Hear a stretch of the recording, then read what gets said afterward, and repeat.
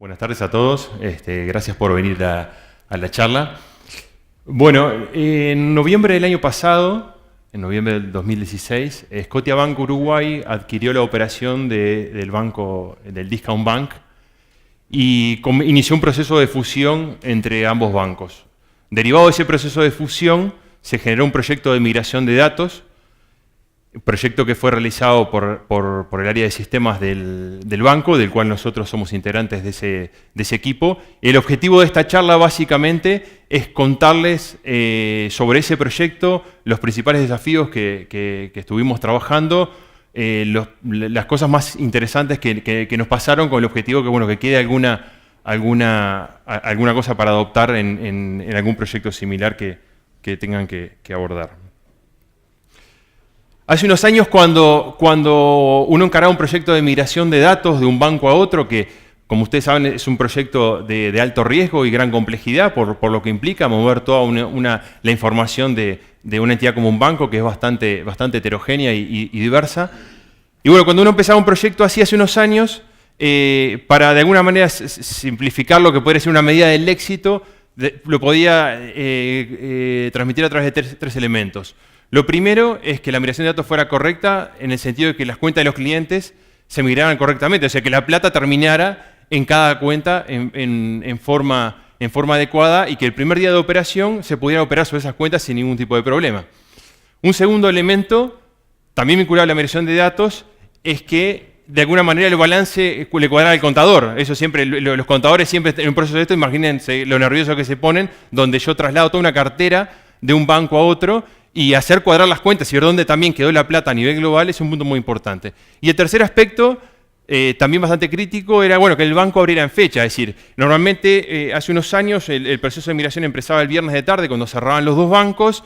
Normalmente, lo estoy diciendo a grosso modo, ¿no? El sábado se tomaba el día para sacar la información del banco origen, después la información se trasladaba hacia el banco destino, el domingo se hacían los controles, ya sea de inventario, ya sea a nivel contable también. De alguna manera, si tenía 10 clientes en el banco origen y tenía 15 clientes en el banco destino, sumaba y me tenía que dar 25 después de la migración, ¿no? Para simplificar mucho lo que era ese tipo de controles. Y bueno, ese proceso llevaba el fin de semana, después se habilitaba en toda la operativa a nivel de las agencias migradas, y el lunes al mediodía era el momento de la verdad, donde los clientes iban a las agencias, se enfrentaban con la gente que los atendía, y de alguna manera se podía medir parte del resultado de esa migración.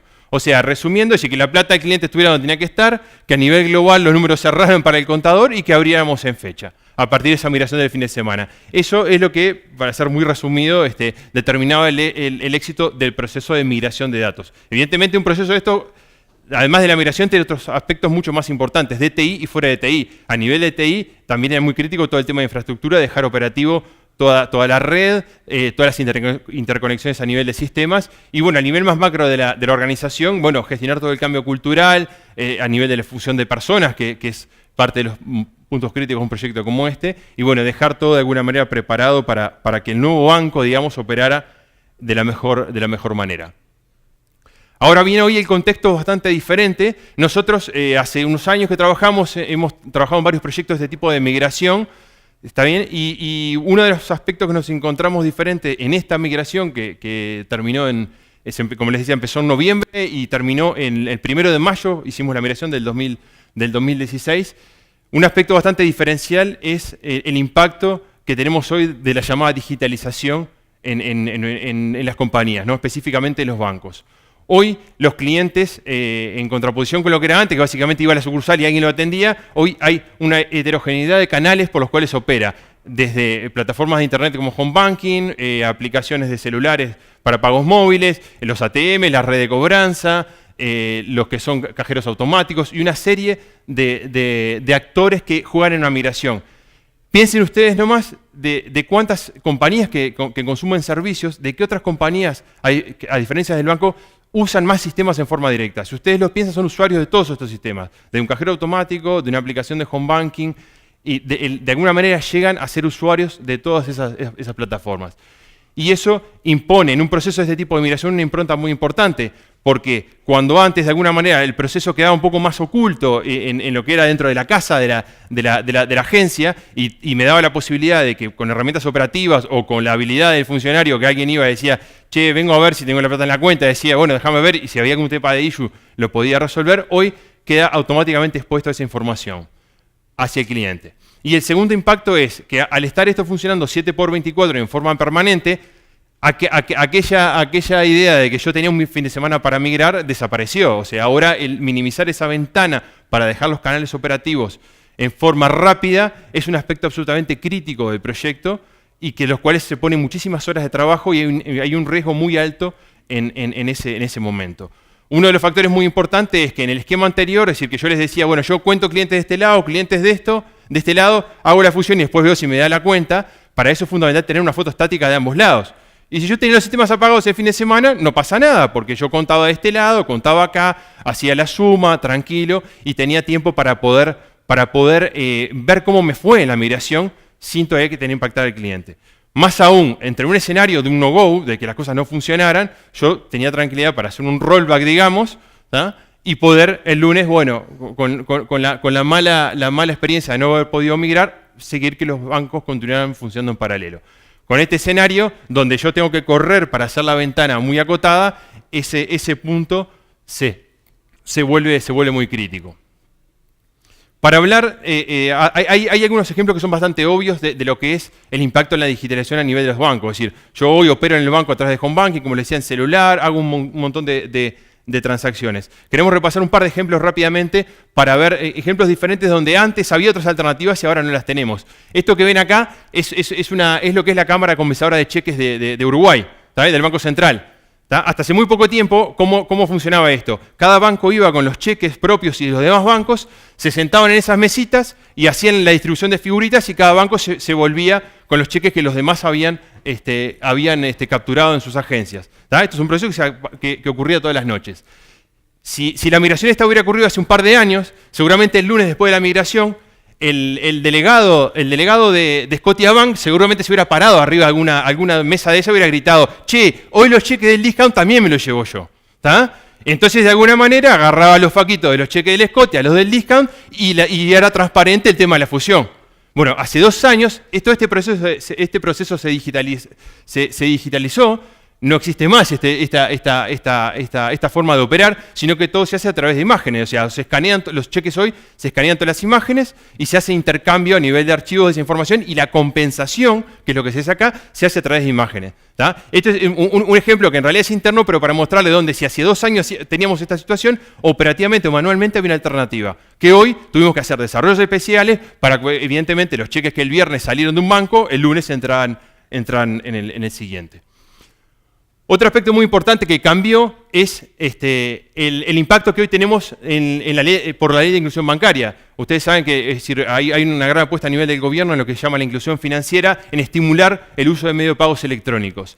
Si ven estos datos, es decir, entre el 2014 y 2015, el uso de tarjeta de débito para hacer compras se multiplicó por 5. ¿Está bien? De vuelta, esto nos pone un desafío hoy en día en la migración porque, por un lado, aumenta el volumen transaccional que hay que considerar en esa migración y otra vez, cuando vamos al tema de la ventana, nos pone presión, porque cuando acá teníamos 3.000 y pico de millones de transacciones, tenemos que tener en cuenta que ese volumen se incrementó sustancialmente y seguramente alguien el 1 de mayo quería ir a comprar y a usar su tarjeta de débito.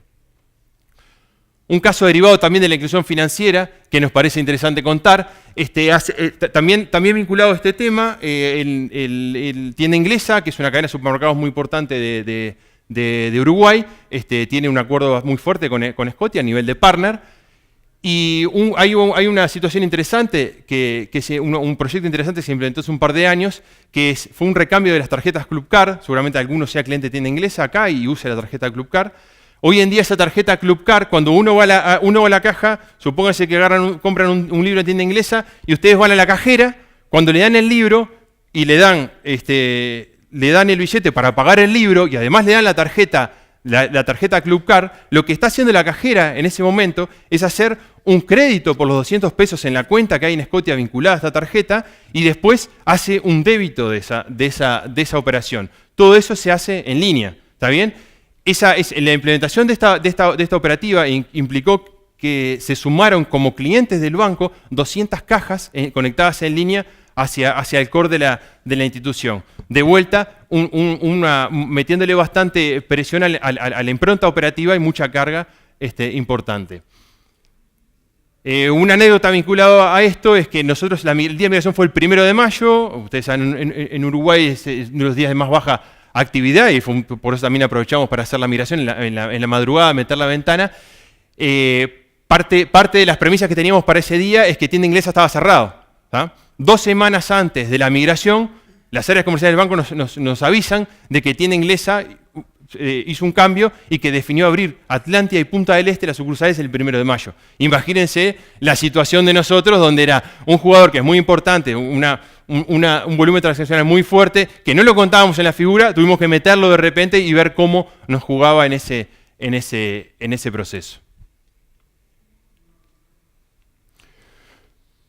Bien. Les queríamos solo unos datos muy básicos para, de alguna manera, reflejar lo que consistía el proyecto. La migración el Discount era un banco universal, o sea, tenía absolutamente todos los productos financieros, tanto para banca persona como para banca empresa. 15 sucursales son las que se migraron el 1 de mayo, o sea, pasaron de operar con sistemas Discount a sistemas Scotia. Algo que no comenté es que la migración fue del 100%, es decir, no hubo integración a nivel de sistemas, que toda la información se migró y empezó a operar el día 1 con sistemas de Scotia. Se migraron más de 30 módulos y sistemas a nivel del core bancario, el core completo, caja de ahorro, cuenta corriente, préstamos, garantías, clearing, como les comentaba, todos los sistemas de canales, o sea, home banking, movilidad, sistemas de IBR, etcétera, etcétera.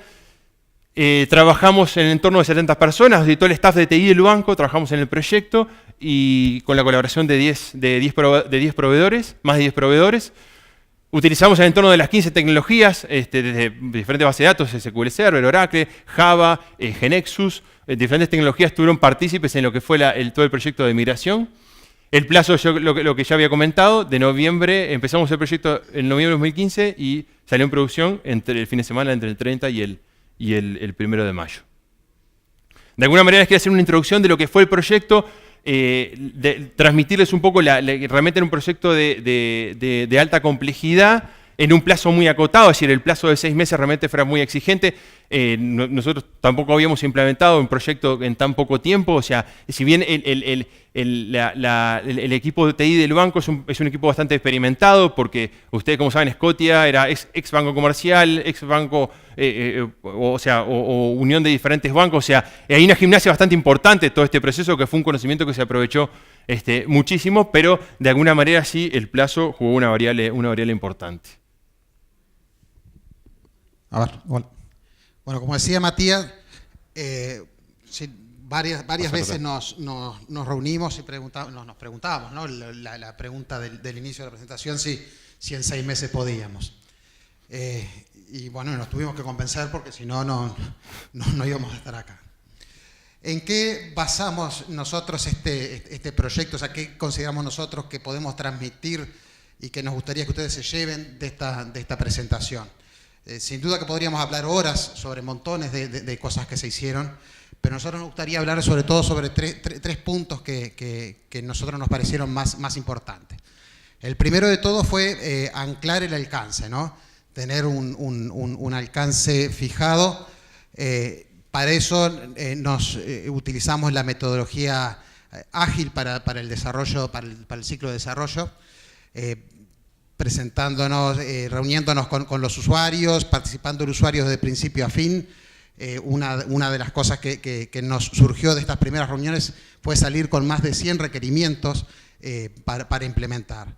Eso lo tuvimos que priorizar, lo tuvimos que marcar como requerimientos mandatorios, deseables, y a partir de ahí achicar esa lista para poder quedarnos con una lista manejable, ¿no? Nos quedamos con 34 requerimientos al final para poder implementar. Esos requerimientos se priorizaron, los fuimos armando sprint de forma de poder hacer los requerimientos... ¿Se escucha bien ahí? Sí. Sí. De forma de tener los requerimientos más críticos al inicio de estos sprints y dejarlos deseables para el final, cosa que esos eran nuestros comodines en el caso de no poder llegar a tiempo. Sabíamos que algunos de estos requerimientos, sin ellos no podíamos salir a producción. Otra de las cosas que planteábamos como necesario era el ir instalando en producción, o sea, estos mismos requerimientos, ir pasándolos a producción en forma temprana. Queríamos allanar el camino de la migración. El día de la migración no queríamos tener migración de datos más instalación de software. Queríamos dejar las últimas 2 semanas de abril por lo menos libres, bueno, para imprevistos, y que el 1 de mayo, cuando tuviéramos que instalar, que hacer la migración, en realidad no tuviéramos que mezclarnos con funcionalidades. Eso por 2 razones. Una, obviamente por la ventana de tiempo, que era acotada, y otra razón era no mezclar cosas. O sea, si yo instalaba la funcionalidad antes y había un problema, sabía que el problema era la funcionalidad y no los datos. Y el día de la migración me iba a pasar al revés, o sea, el problema lo iba a tener en los datos y no en la funcionalidad, básicamente. Además de tener acotado el alcance, que eso lo teníamos que hacer, básicamente era una tarea de todos los días, ¿no? De todos los días nos llegaba el ya que estamos, y bueno, de ir pasando a producción las cosas en forma temprana, los requerimientos en forma temprana. Una de las metodologías que tiene el Scotia para minimizar los riesgos son lo que se llaman dry runs. Estos dry runs no son más que ensayos generales donde se migran todos los datos desde la extracción hasta la importación en el sistema, y después se convoca a usuarios reales a que participen de la validación de estos datos. La metodología nos obligaba a hacer tres de estos ensayos. Nosotros hicimos cuatro de estos ensayos que se fueron haciendo en forma incremental. El primero de ellos tenía menos módulos, o sea, íbamos incluyendo módulos de un ensayo al otro, y también íbamos agregando calidad de los datos. O sea, en la primera ensayo teníamos el 80% de los datos de los clientes migrados y después íbamos incluyendo el resto. O sea, queríamos tener esta primera prueba y esta segunda prueba de forma de llegar a la cuarta prueba con todos los módulos y todos los datos migrados, para de esa forma, bueno, cumplir varios objetivos. El primer objetivo que nosotros nos planteábamos con esto era obviamente validar la información, la calidad de la información que estábamos migrando. Más allá de lo que estábamos haciendo en ambientes de prueba y todo lo demás, bueno, el mismo usuario iba a estar viendo sus datos que antes los veía en una pantalla, ahora lo estaba viendo en otra plataforma. El segundo objetivo que teníamos era validar el armado de una sucursal. Nosotros teníamos que desarmar toda una sucursal Discount, armar una sucursal Scotia, con equipos distintos, con infraestructura distinta, con buzones distintos, con automatismos distintos, y queríamos saber que funcionara. Bueno, todo eso también lo ensayábamos en estos ejercicios. Queríamos validar la capacitación de los usuarios. O sea, los usuarios habían sido capacitados en la nueva plataforma y queríamos también saber si habían entendido el uso. Una de las cosas que tenían que hacer estos usuarios era replicar lo mismo que habían hecho un día anterior. No como un paralelo, pero sí recorriendo la funcionalidad de lo que se había hecho un día determinado. Se armaba un guión y decía, bueno, ahora estamos capacitados vamos a trabajar con clientes, entonces, bueno, alta de cliente, modificación de cliente, todo ese tipo de información se le guionaba para que ellos pudieran hacer, pero con datos de clientes que ellos conocieran, ¿no? O sea, iban a trabajar con datos conocidos. Otro de los objetivos que planteábamos con esto era armar el guión de la migración. O sea, el día D íbamos a contar con una ventana muy, muy pequeña y necesitábamos ensayarla muchas veces. Más allá de los ensayos que podíamos hacer en desarrollo, este era un lugar para ensayarlo y tenerlo bien aceitado. Y no menos importante, o quizás lo más importante, era alinear a la organización en que estábamos realmente trabajando y que realmente estábamos comprometidos a llegar a la migración. Nosotros veíamos que O sea, al principio, antes de estos ensayos, lo que trabajábamos con esto era la gente de sistema, algunos que habían participado en el análisis, en el diseño, en las pruebas, pero el resto de la organización realmente se vio enfrentada cuando hicimos el primer dry run, ¿no? O sea, llegamos a llevar hasta 200 personas en el último de los dry run, 200 usuarios. Otro de los puntos que nosotros consideramos que fueron importantes a la hora de bajar los riesgos fue la aplicación y la realización de pilotos. No todos los requerimientos se pueden probar de punta a punta en un ambiente controlado, en un ambiente de prueba. Había algunos requerimientos que tienen muchos actores, que tienen una complejidad interesante.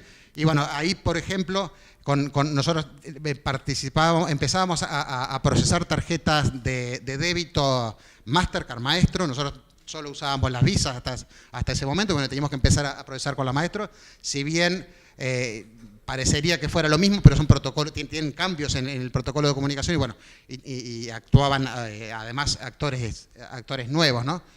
Probarlo eso en homologación, obviamente lo íbamos probando por separado, pero todo junto era imposible hacerlo en ambientes de prueba. Entonces lo que hicimos fue un piloto, nos tomamos algunas tarjetas, participaron algunos compañeros y bueno, y en un ambiente controlado podíamos probar, ¿no? Una de las primeras compras, esta fue la primera compra que hicimos con Maestra en el banco, ¿no? Fue este libro, no fue en tienda inglesa como dijo Matías, en realidad fue a Mosca.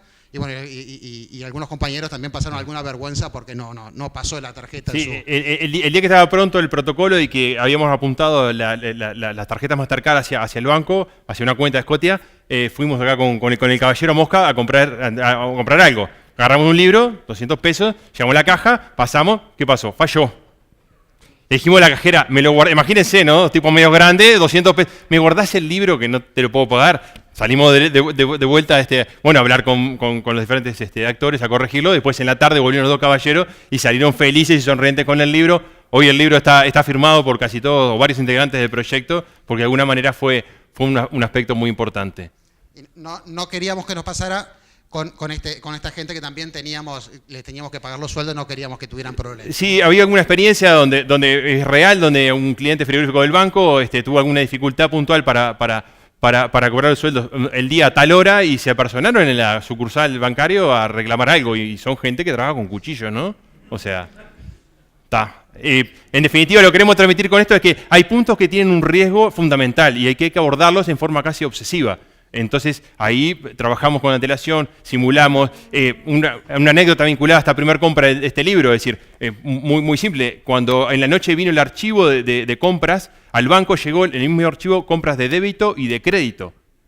Hicimos cancelar el procesamiento de tarjetas de crédito como un efecto colateral de esto, o sea, de comprar un libro, ¿no? Pero una cosa es que te pase eso en enero, como hicimos esto, y otra cosa es que te pase el día siguiente de la migración, con toda la presión arriba. Entonces, la estrategia que comentaba Esteban de los pilotos realmente fue muy útil y es algo que cuando uno tiene riesgos es fundamental tratar de poner en producción todo lo que pueda.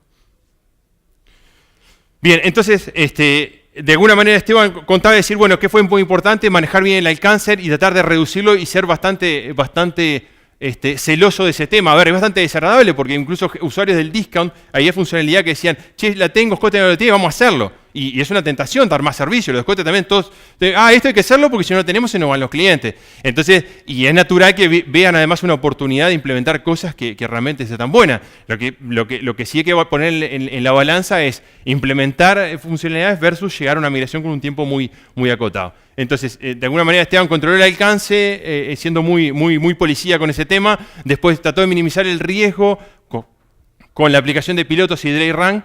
Entonces, lo que decíamos, bueno, si todo fue tan bárbaro, el 2 de mayo, ¿qué hicimos? O sea, ¿qué estuvimos haciendo? Bueno, tuvimos también algunos temas. Y otra vez vuelvo al tema rápidamente de la digitalización. Donde realmente tuvimos más impacto es en aquellos sistemas donde de alguna manera el banco pierde el control y el usuario toma el control de las aplicaciones. puntualmente con home banking, es decir, la migración de datos de home banking salió espectacular, no tuvimos ningún brillo ni nada, pero sí tuvimos barreras a pesar de que se capacitaron a los clientes, se comunicó una y otra vez, pero igual hay aspectos que hoy están tan metidos los clientes en los sistemas que pasan a ser críticos. Les cuento una cosa muy trivial como el tema de la autenticación. En Discount, para ingresar al sistema, yo tenía que poner un usuario, que podía ser mi nombre, Matías, y la password. En Scotia es bastante diferente. Yo tengo que, sí o sí, tengo que tener un documento registrado. Tengo que tener mi documento, sea cédula, pasaporte, lo que sea. Tengo una contraseña igual a la que tengo en Discount, pero además tengo un PIN y una imagen. Entonces, para todos nosotros es medio trivial pasar de un esquema a otro. ¿Cuál es el drama? Un PIN de 4 dígitos, pero para el común de la gente, si de 2 me pasás a 4 y me cambiás hasta el orden y los colores, es mucho más trágico de lo que ustedes imaginan. Y todo lo que hicimos para que eso se mitigara realmente, en muchos casos no resultó y fue un proceso bastante difícil. Otro punto vinculado a esto es, y muy cortito, es una cosa que viene pasando hace tiempo es que hay empresas que su modelo operativo de gestión administrativo lo terminan poniendo arriba del sistema, es decir, donde tienen usuarios que ingresan sueldos, otros que autorizan por un monto, autorizan transferencias, y hay realmente telarañas bastante interesantes de operatividad que al momento de una migración se hace bastante crítico. Entonces, este es un punto que si tenemos que hacerlo de vuelta, lo pensaríamos 3 veces más, o sea, o haríamos muchas más cosas de las que hicimos para que salga mejor. Con esa premisa de que, bueno, hay un punto donde uno ya no puede el control. Hay un punto donde uno ya no tiene el control. Si eso te pasa con la agencia, y bueno, te juntás con el tipo y le decís, bueno, tenés que remarla. O sea, armar un proceso operativo para el cliente, vos ocultarle que tenemos un problema. Acá no le podemos decir al cliente, che, ¿sabes qué? No, cambiamos el modo operativo, está más bueno y adaptate. No, eso no se puede hacer. Bien, de alguna manera hablamos de la importancia del alcance, toda la importancia de gestionar bien los riesgos. El otro aspecto que fue tal vez el más fundamental de este proceso fue cómo poder gestionar la complejidad y cómo ser flexibles para adaptarnos continuamente. Este tipo de proyectos son proyectos muy complejos donde hay muchos caos involucrados. Es decir, uno está sacando información de sistemas construidos durante 20, 30 años, no se tiene el conocimiento de todo. Es un proceso que se da dentro de un cambio cultural donde el banco que está siendo adquirido, hay personas que se van a ir junto con este proceso, personas que van a cambiar su lugar. En el caso de sistemas, piénsenlo, a los que son desarrolladores y le ponen cariño a las cosas que hacen y les gustan los programas que han hecho, acá hay mucha gente que estaba casi que matando a su criatura. O sea, le estamos viendo gente que sacaba los datos de algo que construyó durante 20 años. Es decir, no es fácil también asimilar todo ese proceso, es decir, algo que funciona bien además, ¿no? Porque no es que en una situación donde había problemas, no, los sistemas funcionaban bien. Entonces, todo ese contexto de contexto complejo y de caos, había que gestionarlo para tratar de simplificar o administrar esa complejidad. Y por supuesto que armamos planes que a los 2 días tenían que cambiarse y nosotros estar reinventándonos para poder cumplirlo. Cuando las PPTs iniciales uno arma cosas de aquel tipo, ¿no? Arranco en noviembre, termino en mayo, un camino, un paseo por el parque. Después lo que pasa normalmente es algo más así, donde realmente hay que tener una gran capacidad de adaptación para poder absorber esa complejidad. En ese sentido, de alguna manera, hubo cuatro factores importantes.